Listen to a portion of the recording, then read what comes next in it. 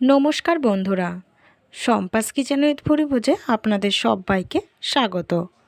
আমি আজ মোচার কাটলেটের রেসিপি আপনাদের কাছে শেয়ার করব। মোচার কাটলেট সন্ধেবেলা চা বা মুড়ির সাথে খেতে কিন্তু ভীষণই ভালো লাগে। তাহলে চলুন দেখে নেওয়া যাক আমি এই রেসিপিটা কিভাবে বানাচ্ছি। কড়াইয়ের মধ্যে দিয়ে দিচ্ছি কিছুটা পরিমাণে সর্ষের তেল। তেলটা ভালো করে গরম করে নেব। এবারে এর মধ্যে দিয়ে দিচ্ছি গোটা জিরে আর একটা শুকনো লঙ্কা। গোটা জিরে আর শুকনো লঙ্কাটা তেলের ওপর একটু ফ্রাই করে নেব। ফ্রাই করে নেওয়া হয়ে গেছে। এবারে আমি এর মধ্যে অ্যাড করে দিচ্ছি গ্রেট করে রাখা আদা।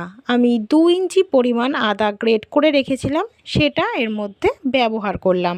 এবারে আদাটাকে তেলের ওপরে একটু হালকা ফ্রাই করে নেব। ফ্রাই করে নেওয়া হয়ে গেছে। এবারে দিয়ে দিচ্ছি 1 টিস্পুন জিরের গুঁড়ো, 1 টিস্পুন ধনের গুঁড়ো, 1 টিস্পুন লঙ্কার গুঁড়ো, স্বাদ অনুযায়ী নুন, 1 টিস্পুন হলুদ গুঁড়ো। এবারে সমস্ত গুঁড়ো মশলাকে একটু ভালো করে মিশিয়ে নিচ্ছি। মিশিয়ে নেওয়া হয়ে গেছে। এবার এর মধ্যে সামান্য একটু জল অ্যাড করে দিলাম মশলাটাকে ভালো করে কষিয়ে নেওয়ার জন্য। মশলাটা কষিয়ে নেওয়া হয়ে গেছে। এবারে সিদ্ধ করে জল ঝরিয়ে রাখা মোচা এর মধ্যে দিয়ে দিলাম। দিয়ে দিচ্ছি দুটো বড় সাইজের সিদ্ধ করে রাখা আলু। আমি হাত দিয়ে এইভাবে আলুগুলোকে ভেঙে দিচ্ছি। এবারে আলু আর মোচাটাকে ভালো করে কষিয়ে নিতে হবে। মশলাটা বেশ কিছুক্ষণ সময় ধরে ভালো করে কষাতে হবে। মশলাটা যত ভালো করে কষানো হবে ততই কিন্তু মোচার কাটলেটটা খেতে সুন্দর হবে। তাই মশলাটা একটু সময় নিয়ে ভালো করে কষিয়ে নেবেন। আমি এর মধ্যে অ্যাড করে দিলাম 1 টিস্পুন চিনি। চিনিটা অবশ্যই দেবেন। এবারে এটাকে আরও 5 থেকে 10 মিনিট এইভাবে নাড়াচাড়া করে রান্না করে নেব, যাতে করে মোচার মধ্যে যে হালকা জলভাবটা রয়েছে সেটা একদমই কমে যায়। যখন দেখবেন মোচাটা কড়াই থেকে উঠে আসছে আর নাড়াচাড়া করলে এক জায়গায় হয়ে যাচ্ছে, তখনই বুঝতে হবে মোচাটা রেডি হয়ে গেছে। দেখুন মোচাটা আমার রেডি হয়ে গেছে। এবারে আমি এর মধ্যে দিয়ে দিলাম সামান্য পরিমাণে গরম মশলা। মোচার সঙ্গে গরম মশলাটাকে ভালো করে মিশিয়ে দিলাম। দেখুন মোচাটা আপনারা দেখেই বুঝতে পাচ্ছেন যে মোচাটা রেডি হয়ে গেছে। যখন আমি নাড়াচাড়া করছি এক জায়গায় জড়ো হয়ে যাচ্ছে আর কড়াই থেকেও কিন্তু খুব সুন্দর এটা উঠে আসছে। এবারে এটাকে একটু ঠান্ডা হতে দেব। এবারে আমি একটা বাটির মধ্যে দিয়ে দিচ্ছি 2 চামচ পরিমাণ বেসন, 1 চামচ কর্নফ্লাওয়ার, স্বাদ অনুযায়ী নুন, সামান্য পরিমাণে হলুদ গুঁড়ো, সামান্য পরিমাণে লঙ্কার গুঁড়ো। এবারে সমস্ত শুকনো উপকরণগুলো ভালো করে মিশিয়ে নিতে হবে। লঙ্কা গুঁড়োর বদলে আপনারা গোলমরিচ গুঁড়োও ব্যবহার করতে পারেন।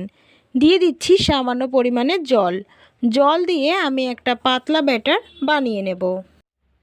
ব্যাটারটা বানিয়ে নেওয়া হয়ে গেছে।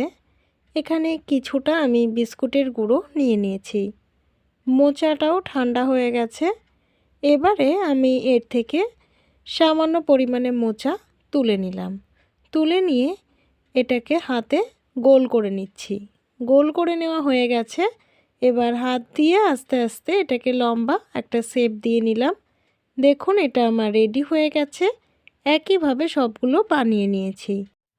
এবারে আমি এটার গায়ে বেসনের ব্যাটারটা ভালো করে লাগিয়ে নিলাম। তারপরে এটাকে বিস্কুটের গুঁড়োর মধ্যে দিয়ে দিচ্ছি। বিস্কুটের গুঁড়োটা ভালো করে চারিদিকে মাখিয়ে নিচ্ছি। ভালো করে মাখিয়ে নেওয়া হয়ে গেছে। দেখুন চারিদিকে ভালো করে মাখিয়ে নেওয়া হয়ে গেছে। এবারে আমি এটাকে আবারও বেসনের গোলার মধ্যে দিয়ে দিচ্ছি। আমি সবগুলোকেই ডবল কোট করব।